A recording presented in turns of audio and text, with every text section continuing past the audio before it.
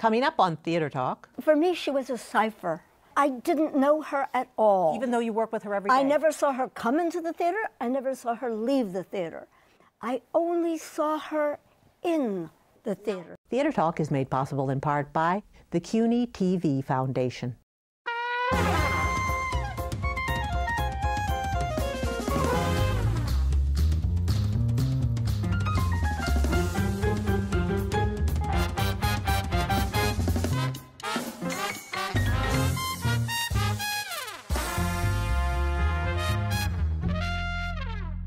From New York City, this is Theater Talk. I'm Susan Haskins. I'm Michael Riedel of the New York Post. And speaking of Peter Pan. Like live, like it was Mary Martin and Cyril Richard and Peter Pan. We NBC. are so delighted tonight to be talking about The Glittering Life and Times of Mary Martin. Some Enchanted Evenings by David Kaufman, a terrific new biography of the Broadway legend. David, welcome to Theater Talk. Thank you. And a co-star who knew Mary very well from Peter Back Pan. Back again, with a lot to say. Sondra Lee, the original Tiger Lily. Yes. In Peter Pan. Welcome to Theater Talk.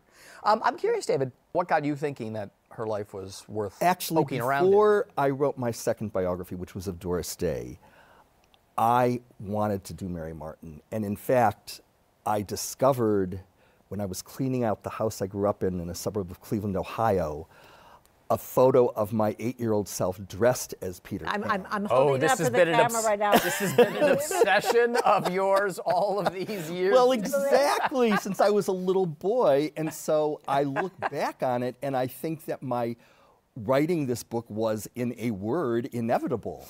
When Peter Pan came on TV, it was a seminal artistic event of baby boomer children. Staged and directed by Jerome Robbins, see Peter Pan live as Producers Showcase presents Mary Martin in her finest role, with Cyril Richard as Captain Hook. See it in color and black and white, and thrill again to Peter Pan Monday night on NBC television.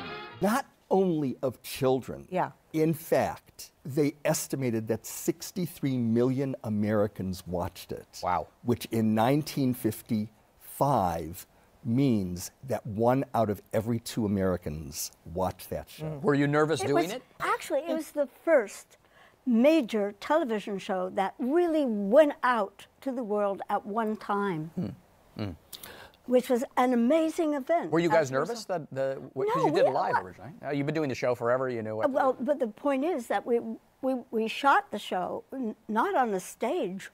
We were in Brooklyn. Yeah.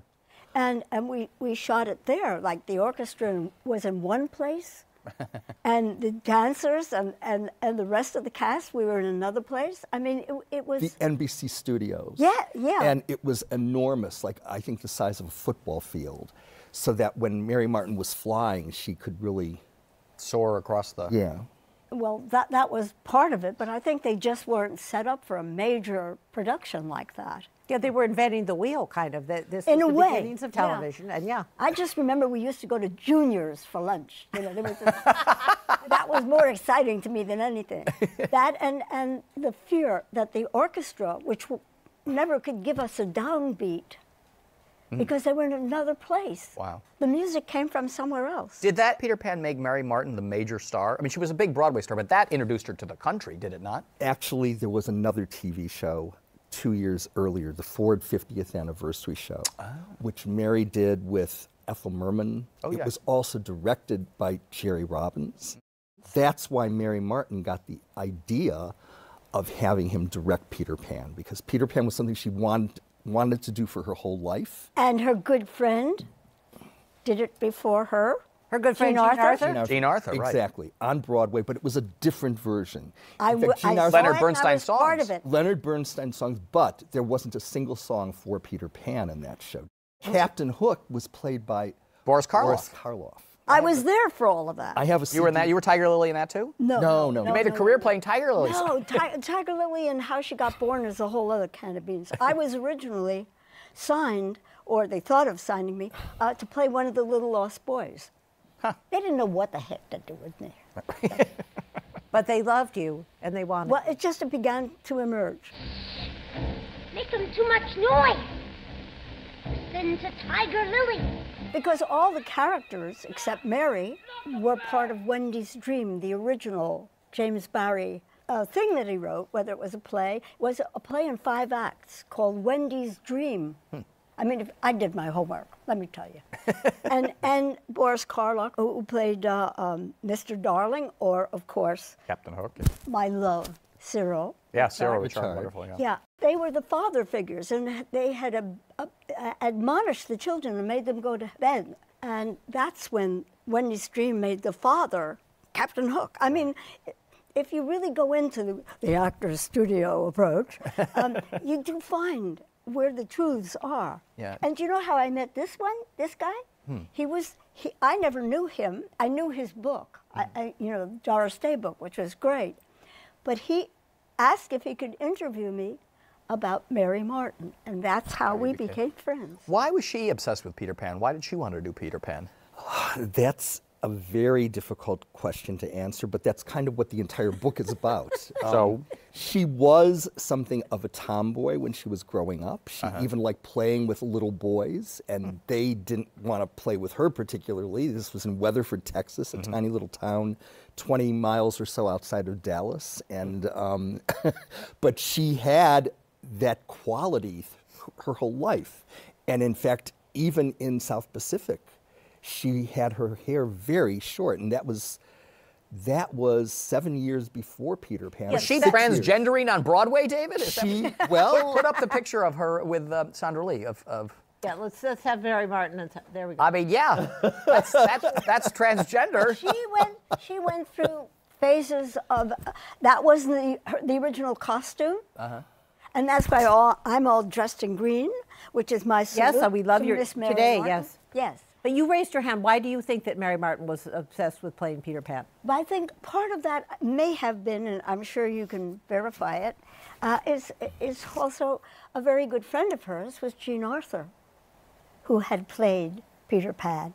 And I think also wonderful actresses of a certain age have always aspired to that specific role. Well, she had seen the movie in the mid-20s when she was very young. Who did the movie in the mid-20s? It's in my book, and I think that when that woman did it, she was only 23 years old. It wasn't Maude Adams, but Maude Adams did it. No, Maude Adams did it. Amazing how many people did do it, including Gladys Cooper. Oh my God. Ava Le Gallienne. Yeah, and but it's also interesting Adam, how many of them were lesbians, basically. Well, that's the big well, question. that's do what we I was think, trying to say. Do we think, was Yes. Mary Martin a lesbian? Yes. David? Was she a lesbian? Yes, she was basically a lesbian. But what I also came to realize in doing my research as thoroughly as I did was that she was basically asexual. Yes, but wait, David, just to be a scholar here.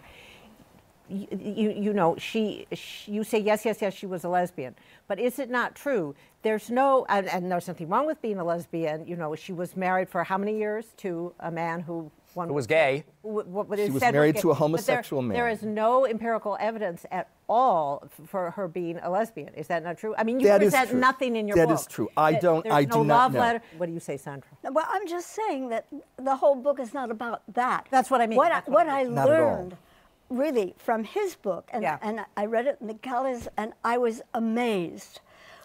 Because for me, she was a cipher. I didn't know her at all. Even though you work with her every day? I never saw her come into the theater. I never saw her leave the theater. I only saw her in the theater. Now, what about her husband? Who? How many years was she We married called to her him husband? the Black Pearl. Why? They got married in 41. What was his name? Richard Halliday. Richard Halliday. Not Holiday, Halliday. Halliday. And their daughter Heller, which is indeed their daughter. They both conceived Heller. In fact, Richard impregnated Mary with somebody else, but she lost that baby, and I think it might have been actually an abortion when he was only a few months old, or she was only a few months old. But Heller acted with her mother, originally in Annie, Get Your Gun, when I believe Heller was all of 5 years old, and then she was in Peter Pan. So we go back to Richard Halliday, her husband, who she got together with like that in 1940, and he really created... He made her career. He made her career, didn't he? She was under contract at Paramount Pictures in Hollywood at the time. He was a story editor at Paramount in New York, but he went out to Hollywood, and he, in fact, was opposed to their putting Mary under contract because he thought she wasn't attractive enough. Huh. Yeah, But you know why? They used to make jokes because they used to tell me those jokes. That's the one joke I didn't tell you, and that was that she had a nose like Wallace Beery. you did tell me that at one point. Yeah, I you did tell me that, but I didn't put that in the that they book. had to shoot her very specially. He did, in a sense, invent Mary Martin. But Richard that's what I Halliday mean. invented her. He created her. He made her into essentially a Broadway rather star. attractive, elegant woman. Yes. He got Maine Bochet, the costumer, and that's a story in itself. He's quite a character in my biography. He was a great costumer. Yep. He did not do Broadway shows per se, but Halliday got him to do the costumes for And you would look for her. for One Touch of Yeah. Venus. And that's what transformed her. Mary was so reluctant to do One Touch of Venus because she said, I'm not a beautiful goddess. I can't play that part. In fact, Kurt Weill had already spoken to Marlene Dietrich about doing it. And Dietrich was considering doing it on Broadway, One Touch of Venus. Weill was, of course, the composer. And then when they turned, it was through Cheryl Crawford that they turned to Mary Martin, the producer. And Cheryl Crawford was also a lesbian. Yeah. So going And so was back- Maine Bochet. No, So going back, Maine Bochet. Maine Bochet always dressed Mary Maine Martin. Bochet's real name was Maine Bocher, spelled Bocher. And I think he was from Chicago. Yeah, and yeah. when he became a Like costumer, spleens he on the moved to square. Paris, France. He opened a fashion boutique, and he changed his name to Maine Bochet. These people were all inventing He themselves. Yes, French. so- Now, you say she was a cipher. Yes, Was she nice to you guys? she or was was there. she distant? She was there. I really never saw who she was. What I know was that she did needlepoint, and she was very good at She it. not only did needlepoint, and that's something that her husband also did, and they did my a God. lot of it. And they even wrote and published a needlepoint Point book. book? And he also drank pretty good, too. Yes, Oh you- my you God! do make a point of that he was a He was a alcoholic. serious alcoholic, and he was a nasty drunk. Right. Was he nasty to her? I don't. Think I never so. saw it, and I No, never heard no, it. no. I Not to saw her. her every night for at least Was 2 she ever years. nasty to you? Never. As a No, matter of I- fact, she was very embracing, but I didn't quite understand why. Did you buy it? Because you know what? I was so young. I was so enthralled with the people I was working with, and I was madly in love with Captain Hook. Cyril Richard. Cyril I think Richard everybody an was. angel. I think everybody was. An Whoever worked angel. Did they get along, Mary Martin, Cyril Richard? Hard to incredibly say. well. Oh, Incredibly well. Well, and why? I'll tell you why. Because in his contract, he taught me a thing that I'll never forget. And that is if they removed a song of his, they had to replace it with another. Oh, that's good. Oh, what a brilliant! He was brilliant. And his love was opera. And he directed opera. Yes, he did, yeah. And Mary Martin loved had him. seen him perform in, I believe, a restoration comedy with his wife. He was Australian, correct? Yes. But I think she saw them, I don't know where. she Madge saw- was his wife. Yes. I don't know where she saw them perform this comedy, but she was actually in charge of doing some of the casting for Peter Pan. Really? She wanted her daughter to play Wendy, which is a major, major role, of course, in the story. But Jerome Robbins didn't want her daughter to be anything in it. But his assistant told him, if you don't give her something to do, you're going to have a miserable time doing the show because Mary and Dick are going to make it horrible for you. This is a key point to Mary Martin. It connects everything together. It connects why Sondra didn't get to know her better. It connects her sexuality. She lived to work. That's it. When she was in a show, she did absolutely nothing else. She slept until 2 in the afternoon, unless it was a matinee day, or 1 in the afternoon. She went to bed after that show. She was in grueling, demanding parts. South Pacific, she was on stage almost for the entire thing. Sound of Music. And she was in South Pacific for 3 years. She was in the Sound of Music for 2 years. And didn't she and her husband come up with the idea for Sound of Music for her? It's something that very few people realize. When I discovered this, I couldn't believe it because they commissioned, they were shown a documentary, a German movie documentary of Maria von Trapp. And they recognized in it a great, great show for Mary Martin. They actually first conceived of it as a play.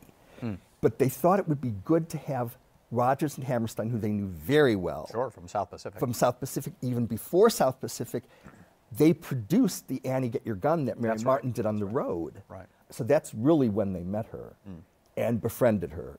They all adored one another. But she was a workaholic, and that's why you didn't see her after the theater. In fact, She didn't go out with there kids. are She didn't go so to many parties. stories. Yeah. Her dressing room was basically locked. She did a lot of needlepoint in her dressing room when she was in her dressing room during the intermissions. And she couldn't boil water. She couldn't do a But thing. could he? She could practically do nothing. I think She he grew up a drank a lot child of of water. privilege. She was rich, yeah. Her father was not a judge, although he was known as Judge Martin. He was a lawyer, but a very successful lawyer. She had a black Southern nanny who was an she had enormous the woman. same dresser. And she took care of everything. And Mary's parents adored her. She had a very privileged life from the beginning. And she found a husband And so who would she take care of never, everything, too. well, not her first husband. Which is Mr. Larry Hagman's Yeah. father. We haven't even gotten to that yet. But there's so many points I'm so eager to make. One of the great points about her being a workaholic was that in the middle of this 2-year run with Theodore Bikel of Sound of Music on Broadway, Bikel told her during the intermission that he was going to be on Johnny Carson, and he told her which night that week. And she said, "Oh, that's wonderful. I can stay up and watch you because Dick's going to be out of town." The point being that when the show was over, he'd take her home and he'd put her to bed. Oh, my and God. then he'd go out to gay bars. That's all in the book. So, That is in the book. but I do have a wonderful story that really was between Mary and myself. And there was a wonderful song that Carolyn Lee wrote with Moose Charlotte. Yeah. And they wrote the original score before Betty and Adolph got it. before the showbiz folks came in. And it was a wonderful song called When I Went Home, which Peter sang about what happened to him when he was a child and he went back and there was another little boy in his bed. I used to weep, really. It was so beautiful. It was so simple. And they cut it. Yeah, why? From the show. And I was so deeply disturbed that I asked if I could speak to Mary. And I went to her dressing room and I said, "Why did you cut that? That's the most beautiful song ever." And she said, "Nobody applauded." And I made this remark that now is show business history. They didn't applaud the Gettysburg Address either. And that's the last meeting I had with Mary.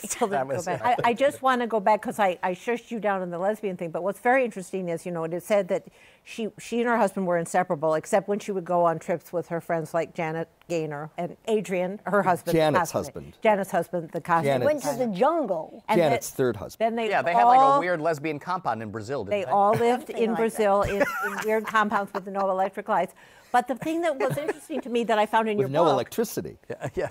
so one can imagine or not this, that they had a bed big enough for the four of them apparently in Brazil, and this whatever is going on, and yet you say how Mary she had lyrics taken out of things that were too racy. She was terribly proper in what she would present. I think she was discreet about all levels of that, Yeah. really. Well, she was very private. You have to remember, in the early 50s, when Mary Martin was at her height, it was illegal. They could have been imprisoned for being homosexual.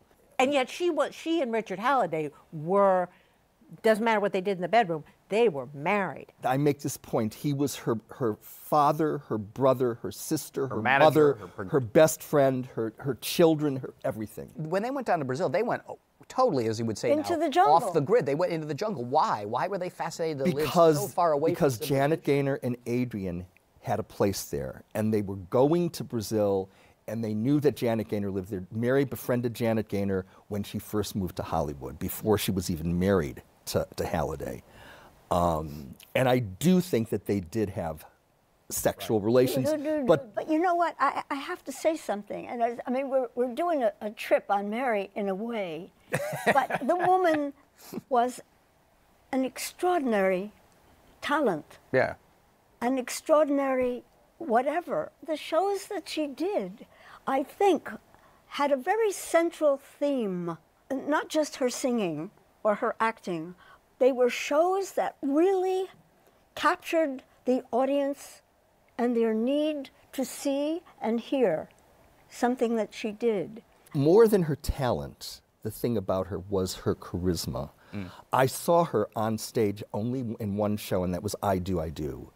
But the thing about Mary, she just drew everything in and everything came out. She emanated this exuberance. She sings my favorite song, My Cup Runneth Over with Love, from I Do, I Do. And I'm very pleased to report that Harvey Schmidt, I'm saying the text has a lot to do. Harvey Schmidt, the composer of that song, who I also befriended in the course of doing this biography, I mean, he's in Texas. I never met him, but I had many in-depth telephone conversations with him because he did know Mary very well. He made the point, and I don't think anybody even mentioned this yet, that the song that made Mary Martin famous was not My Cup Runneth Over, it was My Heart Belongs to Daddy. Yeah, of course. Which Cole Porter wrote for a show called Leave It to Me, and Mary fell into that show by accident, as it were.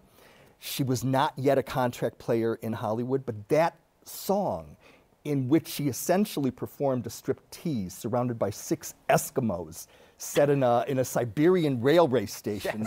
And she's wearing this white mink jacket. And I mean, everything pretty much comes off. And the 6 chorus boys surrounding her, dressed as Eskimos, one of them was making his Broadway debut, and his name was Gene Kelly. Yeah. Her life really spans the 20th century. And I just want to throw in, especially the golden age of the Broadway musical. She's there for the tail end of it. she washed her hair on stage. I'm In gonna South wash, Pacific. right. Well, how did that happen? Was that her idea to wash her hair in South Pacific? I'm sure it wasn't. Well, it was her idea. It was her idea, Sondra. In fact, when she told her husband that, she said, don't tell Dick and Oscar, Rogers and Hammerstein, because they're going to make you do it, and you don't want to wash your hair every night on stage. She washed her hair. I don't remember the incredible number of times she washed it every week, because she washed it in the morning, she washed it on stage, she washed it when she got home, and on matinee days, of course, it was even more. But what's amazing is that she never got ill. She never got sick. She never got a flu or cold. Maybe you can clear this up. During the course of Peter Pan, she got thinner and tighter. You know, her legs got thinner. You made that point. You made that point. To me. And I think she was diabetic. You told me that she was. You're the only person who told me that. I found maybe no it was all the flying. Pardon? Maybe it was all the flying. I found no evidence for that anywhere else. That, and she was the only one who knew the secret of the flying. The Foys would never let us, the cast, come to the theater when they were rigging the flying apparatus. We were not allowed. It was some secret thing, and the only one who knew it was Mary. But there was an accident during a rehearsal, during the run of The Sound of Music, when they were going to do it on television for the 3rd time, and the first time it wasn't going to be live. You mean Peter Pan? Peter Pan, they taped it, but it was during The Sound of Music. And they were rehearsing it at the Helen Hayes Theater, I think, across the street from the Lunt-Fontanne, which is where Sound of Music was playing. And during one of these rehearsals, one of the technical people who was supporting the wires, he made an error, and Mary slapped her elbow into the wall, the brick wall of the theater, high up, and it hurt like the dickens. But she claimed that she didn't want the new young lost boys to be afraid of flying. So she kind of kept that to herself. She went on as Maria that night with her arm in a sling. And when she went back to rehearse the next day... Or Richard sent her back, I can tell you. When she went back the next day to rehearse again, when she flew up there, she saw that there was a big mattress attached to the brick wall, and on the mattress was a sign that said, Mary Martin slapped here. That's a famous showbiz story. She had a sense of humor about it. And we haven't even gotten to the portion of Mary's life after her husband died, where she had entirely... We didn't even talk about Larry Hagman. And Larry Hagman, to whom Read the book! She was not the best mother in the beginning at all, we would say. She never wanted to have a child. She never wanted to be married. She was impregnated by Larry. She was 19, right? She was 16. 16 when Larry Hagman was born, yeah. And she was 16. But And she was 15 when his father, Ben Hagman, impregnated Yeah, her. so- He was a law student, and he wanted to get into the family because he wanted, and he did, get to work in her father's legal offices. So there are, Sondra, you were going to say before we go? I was just going to say, all of this talk, about her life, her sexual life or whatever, for me, she was what she was. I mean, whatever character she was playing.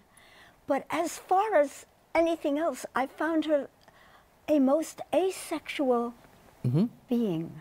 And what we're talking about is lesbianism, is alcoholism. Yeah. Is That makes the book But juicy. what we're talking about is one of the greatest theatrical stars of all time. Yes. And that's the important thing. Mary Martin, you have embodied her so beautifully You in your can't book. imagine how beautiful and really what an incredible job he's done. Right. And I do Really. not focus in the book on her sexuality. No. I mean, Paige I make Turner, the points that Paige Turner. And so, thank you so much, David Kaufman. And thank you, Sondra Lee. Oh, I'm so happy to be here. Please have me We will back have you again. Maybe I'll get You another can fly show. in and out anytime you want. The book is The Glittering Life and Times of Mary Martin, Some Enchanted Evenings by David Kaufman. David, thanks for being our guest on Thank you Theater Talk. so much for having me. I had so much fun. Thank you so much. A pleasure. Our thanks to the Friends of Theater Talk for their significant contribution to this production. Theater Talk is made possible in part by the Frederick Lowe Foundation, the Corey and Bob Dinelli Charitable Fund, the Noel Coward Foundation, Carrie J. Fries, the Dorothy Strelson Foundation, and the New York City Department of Cultural Affairs. We welcome your questions or comments for Theater Talk. Thank you,